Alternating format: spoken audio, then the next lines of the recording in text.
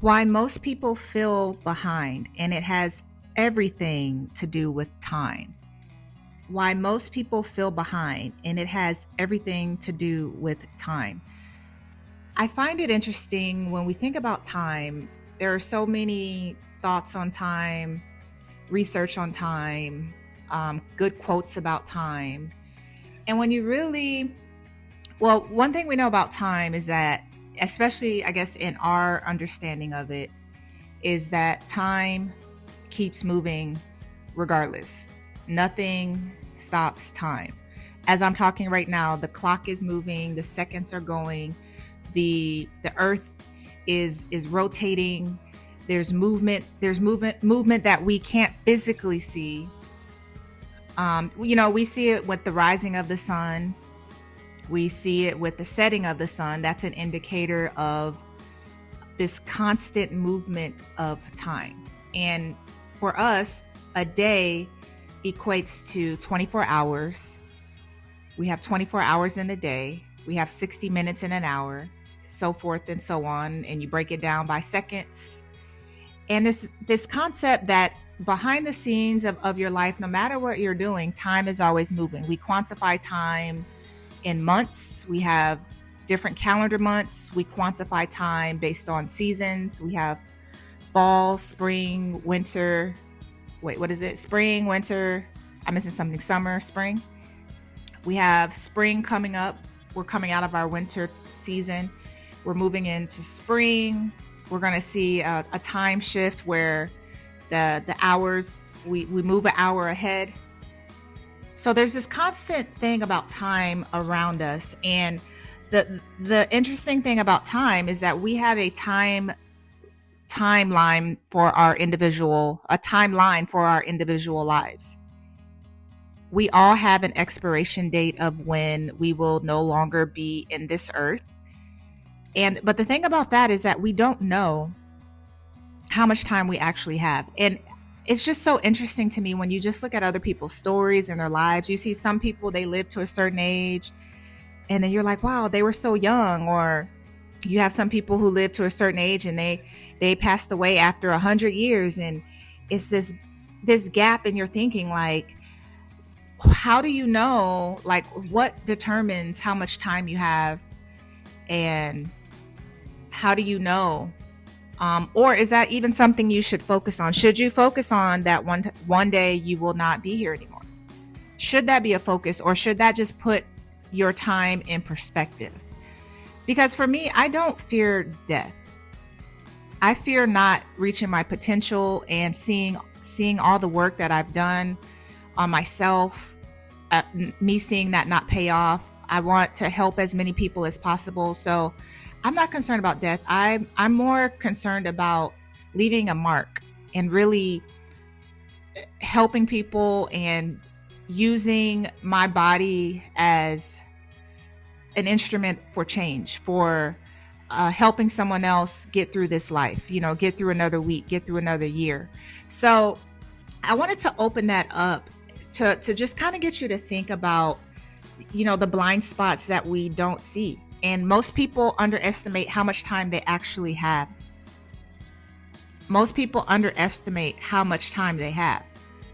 So when we say, I don't have time, what does that really mean? When we know we want to get something done, or someone brings something up to us and we say, I don't have time, have we really examined where our time goes?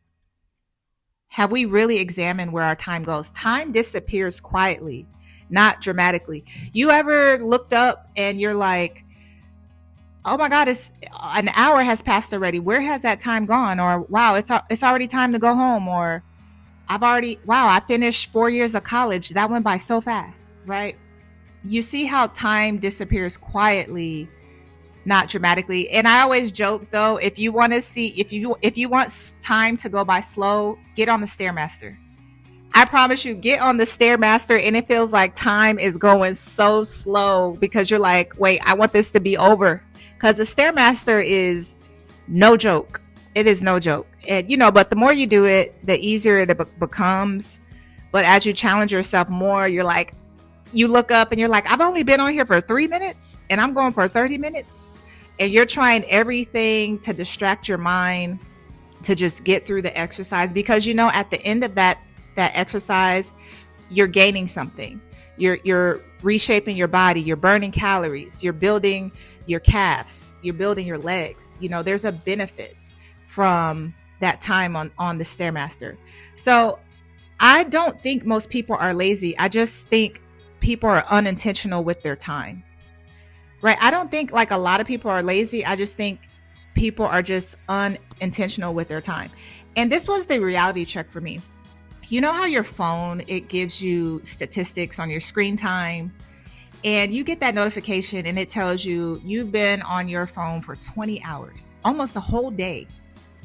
Throughout the whole week, you almost spent almost 24 hours on your phone. And if that wasn't spent making content to make money, or sell some stock, or I don't know what people do on their, if it's not making money or doing anything, what exactly are you spending 24 hours on your phone doing? And most of the time, let's be real, we're scrolling on social media, mindlessly scrolling. A lot of the times we don't even watch the videos all the way through, because some of us have a short attention span. So you're only listening to like the first 15 seconds. If it doesn't grab you, you're just scrolling, looking for a quick dopamine hit.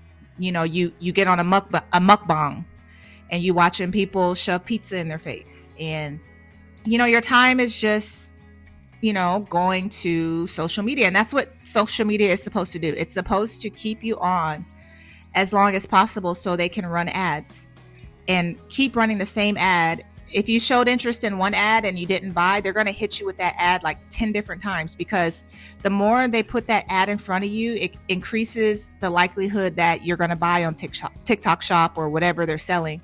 And if you've bought on those platforms before, they know that the chances of you being a customer, again, it increases. So they know to put the content that you spend, it's the algorithm. They know how to target you. And, you spend your time there, and you just mindlessly, that's basically what it is. We mindlessly just kind of give our time away. And sometimes it's relaxing just to lay in bed and look at TikTok, right? At the end of the day, you don't want to do anything. You just want to have mindless activity. And I'm not saying nothing is wrong with that, but I just wanted to give a reality check of time, right? And really see the power of time. We have 24 hours in a day. So here's what happens. So when you don't plan your day, you give your time over to randomness. When you don't plan your day, you just kind of give your time over to randomness. It's kind of wherever the wind blows, that's what you do. No real structure. I mean, you may go to work, that's a given, but there's no real strategy for work. There's no real, you don't even plan for work. Oh, when I get to work, I'm going to knock this out. I'm going to do this. When I get on my lunch break, I'm there's even no real strategy for that. And so what happens is other people's priorities will fill those gaps.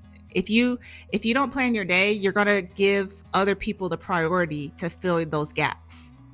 And then distraction becomes the fault. You're distracted. You're all over the place. No real structure. So any unplanned day is an open invitation for distraction. Any unplanned day is an open invitation for distraction. And if you're a creative, first of all, my name is Shantae. I'm the founder of Creatives Unbox, where we help people, specifically creatives, win where other people quit. And what we teach at Creatives Unbox is discipline, structure, learning who you are, and really excelling in the gifts that you have, and not being tricked out of your spot, not allowing the common things of life to distract you and push you further away from where you should be. As we see in the media, we see so many creatives get eaten alive and fall because of not the greatest decisions and situations that could have been avoided. So those are the principles that we teach over here at Creatives Unbox to expose you to things so that you can really excel in your talents, in, your goals in life, in the time that you have. So it's about, it's, let's talk about discipline versus direction, right? We're really looking at discipline versus direction. It's not about waking up early versus late. It's about whether your time serves a direction. What do you want to do in your life? Do you even know? Do you even care? If you're watching this video, then you care because it came on your algorithm or you searched for this because this is kind of the topics that you've been engaging with. And really think about, what do you want out of life? Who do you want to become? Are you happy where you are? Are you happy where you are? Do you have the body that you want? Are you happy with what you see in the mirror? Do you have the money that you want in your bank account? Are you living where you want to live? Are you working the job that you want to work? Are you building so you never have to work another job again? Are you working on becoming better in relationships? Are you wanting to be better in relationships? Are you wanting to have better mental health? Like, what exactly do you want? Because if you don't have direction or something pulling you forward, then time will easily escape you. If you don't have something pulling you forward, time will easily escape you. And let me tell you, this is how you win with time constantly moving. You take advantage, you know that time is moving, so you take advantage of time moving, and each day you're just putting away, you're compounding your actions every day. Your actions just compound and they grow and they grow and they grow. And one day it flourishes and you have a harvest that you can eat from. That's how you manage time, is that you understand time is moving. So let me move with time and make my deposit. Come on. Let me move with time and make my deposit. So I'm winning as time is moving. Just like with a bank account, with a savings account, right? You're saving, you're putting money into a savings account, a high yielding savings account, because you're wanting to make interest on that money. But the only way you can make more interest on the money is you got to keep putting money in that savings account, and it just grows and it just grows. And then one day you look up and you're like, oh, I'm at $1 million off of interest, right? And that's because over time, you kept investing into that account. And that's the same thing with our lives. So take a moment and really think about, what do you like? And this is how, I'm not what you like, but what do you want? And what do you like, but what really do you want? And get so specific. Get so specific. It may be more than one thing. And I always say this, write it down. Write it down. What do you want? What do you want to achieve? And then what you do is you write a goal under that and say, what can I do every day to get me closer to this goal? If my goal is to have a 6-pack, that means I got to lose some body fat. So what kind of diet do I need to have? Okay, so every day at this time, I'm going to eat this amount of calories. This is what I'm going to eat. I'm going to get a food scale. You have a plan, and you're timing your meals. After 7, the kitchen is closed. I'm not eating. You have a direction, right? Because you set a goal. You have direction because you set a goal. And your motivation grows when your day has a purpose. So as you begin to see, okay, what can I want to, and then you look at your goals and see some goals aren't going to take you 10 years. Some goals you can do in a month. So you look and see, okay, what goals can I knock off early? And then you see, okay, now I have 24 hours in a day. How can I maximize 24 hours in the day and get the most out of my time? So really what it comes down to is that you have to schedule stuff in. You can't be random. You have to schedule time in. If that means getting up an hour earlier and going to your apartments may have a gym, going to your apartment gym, or going to the gym close to your house, or going to the gym after work. Me personally, I love going to the gym early. For me, it's something about working out when the sun is not up and people are still asleep, it's just so, I don't know, I feel like I'm working on like a special project, like a secret project or something. It's like something about when the sun is not up and me working out, I don't know, I just have a better workout. And then there's less people in the gym, so I can get to the machines that I want to get to. And even when I go to the gym, I try. Some days it's just I showed up. This, some days at the gym is just, hey, I'm here. I got through the workout. But I have a general idea. Okay, I know what I want my body to look like, so I'm going to plan to have a leg day today, and I'm going to specifically work this part of my leg. You have a direction. So when you go to the gym, you're not just wandering around. What machines, like I literally walk through the workout in my head before I go to the gym, because I want to get the most out of my time when I go and feel like I did something. And so this is how intentional you really have to be with your time. And this is really how you pass other people up. This is how you pass other people up. You hear the saying, everyone has the same 24 hours. This is literally how you pass people up.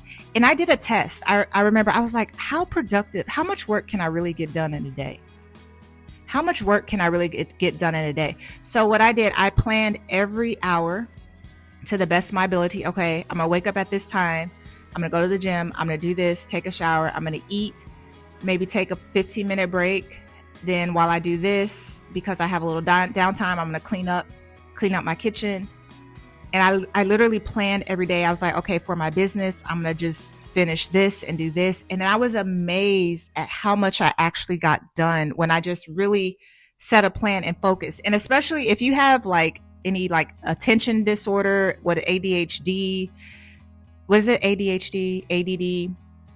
This method works where you just attack something and get it done versus leaving it to randomness, because you will kind of blank out a little bit if you don't take control of it. And as someone, like my attention span, I have to be very intentional about how I use my time, because I don't even really like sitting at a desk for a long period of time because my mind drifts. So I know the type of time I have to be on to get things done. But when I really was like, this hour, I'm going to do this, I'm like, oh my God, I got so much done.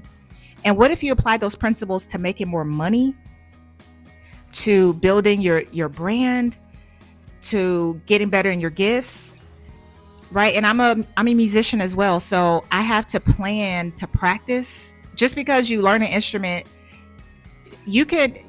don't practice for some time. You're going to be rusty. I remember there was a time like I didn't practice and I came back and I was like, oh my God, fingers weren't, it still sounds good to other people because I've been doing this for years, but I can just tell by how my fingers feel, how they move. Like I need to be practicing. Right. So I have to be intentional about that. So really you have to pick a few goals. Don't spread yourself so thin. Pick a few goals, and every day see how you can go hard to chip away at each goal. It doesn't have to be, everyone thinks you have to like do everything you possibly can in one day. No, you break up the goals and you chip away at them, and you're intentional about the time you do that. And then, but here's my thing. Here's a trick.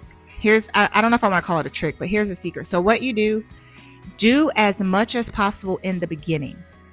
With your goal though, this is what I've come to see. Do as much work as you can in the beginning and work hard in the beginning. Why? Because we have to remember too, we have this human body and we get tired. We do get tired at sometimes. And the body requires rest, right? You want to find the balance where you can be productive and still get the rest that your body needs to recover. And I noticed when I got a lot done and I needed like a day or two to rest, I did so much work prior to those rest days that even on my rest days, my work, it's like I'm doing the work on my rest days because I did so much work prior, right? I'm still eating from what I did, the prior week. And that's the trick. And you have to listen to your body, because your body will let you know like, okay, let's just rest a little bit. You could bring the activity down a little bit. You can just lay in bed and just plan, be on your phone, on your notes, and just plan your next week, right? That's a way you can still rest, but you're still positioning yourself for the next run that you're going to do with your time. So that's a strategy I call front loading your days and building momentum with confidence. And this way, like I said, you reduce guilt around the days that you want to rest. It makes off days less stressful, and it protects your creative flow. And when I say too about resting, I'm always going to talk about this too. You have to be mindful of how you're fueling your body, because if your body can't keep up, you can just forget it. But if you take care of your body, give your body the things it needs to support the direction that you're going, you can get a lot more out of your week. And I say, you want to rest without guilt. And this is what matters, because rest is not laziness. Rest is maintenance. Rest works best when it's earned, not avoided. Let me tell you, I go so hard on the days that I work out. I go so hard because I know when my rest days come, really, if you really think about rest days after you work out, they're really not rest days, because your body is rebuilding, and that's what you want. Your body's getting stronger. So you're resting from not going to the gym, but your body is working to repair those muscles. And then when you go back to the gym after those 2 days of rest, 2-3 days of rest, you're stronger. You have more endurance. So the rest day is more strategic. It's really rebuilding from all the work that you've already done. If you really want to think about that. And we live in a competitive world. I always say that. And time, how you use your time is the real separator. Really, how you use your time is the real separator. Let's stay on the thought of losing weight. I thought to myself, I was like, we all know what to do to lose weight. We really do. We know we have to watch our calories and we have to work out. Right. And I thought in my head, in the beginning of my fitness journey, I was like, Shantae, do you want this to take 11 days or 11 years? Do you want this to take 11 days or 11 years? And I'm not specifically talking about it'll take me 11 days to get in shape, but it's just the principle behind it, that we could get stuff done sooner if we just focus and do what we know we're supposed to do and do it consistently. Right? All you have to do, we've complicated so many things in our lives because we have too much going on and we're not focused with our time. All we have to do is count calories and go to the gym. We eat every day, right? So it's not like we're taking extra time to eat. We eat every day. And then working out takes what? You only need an hour, a solid hour, really, maybe 45 minutes. To really stimulate, all you have to do is stimulate your muscle to where it's like, okay, we need to grow, because whatever they're doing, they need more strength to push this kind of weight. Right. And we know what to do. And this is what separates people in life. If you want to elevate past people, and I'm not talking about in a competitive way, destroying people, but just the general collective and the average standard. If you want to elevate past the average standard, use your time better, make better decisions. No one gets more hours in a day, right? And it's the small daily choices that compound that makes the difference. You have to believe in the work that you're doing each day will pay off, and it adds up. And here, okay, let me just say this too. Let me tell you how you really elevate. You have to kind of detach from the result for a little bit. You have to detach from the results, and you have to be vested in the consistency. You have to detach from the results. What do I mean? So let's say you're trying to lose weight. If you're in the mirror every day after you work out, trying to see changes, you're going to be discouraged, because you're like, why does it look like I got bigger? Why does my stomach look like it got bigger?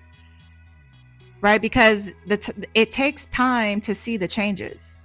Even if your body's changing, but to actually physically see it, it's going to take time, because you might lose a little weight from the back of your leg, and then you may lose a little weight from your back, and then a little from your stomach. So it's not like you just lose all your weight in one place. Like, it takes time for the energy that you put in to see the bigger picture. So if you just stop focusing on the mirror and just focus on, man, I was consistent today. I showed up today. Wow, like I really pushed this workout. Wow, I didn't even feel like going. And I did it. If you apply those same principles to other areas in your life, you will, I'm telling you, try. We're in February. We're still early in the year. I'm telling you, try what I'm saying and watch who you become by the end of this year. I promise you.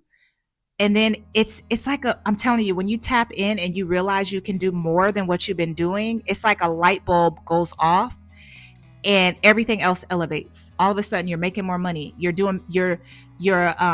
more productive at your job. You're more productive at the gym. Like it touches everything. So time is the real separator. So let me just tell you this. If you feel behind, do not panic. Just look at your time honestly. That's where change starts. Really look at your time and look at any excuses that we may be making that we don't have the time. When you really do have the time, you just have to take the time to make the time and really plan out your days and be consistent and don't let anyone or anything distract you. I know some people, I remember I had a dentist. I went to the dentist and I was just talking to the dentist about self-care and, how I go to the gym. And then she told me, she was like, man, she was like, when I get home from work, like, I'm just tired. I'm just tired. Like, she has a family, she has kids, and I totally understand that. And if you're in that situation, I totally get it. When you're taking care of other people, you have so many responsibilities, but you have to think at the end of the day, if you're not at your best, then you can't really help other people. You're just kind of going through the motions, and that can do more damage. So if you have a spouse, if you can talk to your spouse of how y'all can get more balance with time, if you can see where you can take time from a certain area and just make it work for you and just build it up and do the best that you can. All right. So I hope you got something from this. Make the most of your time, and I'll talk to you later.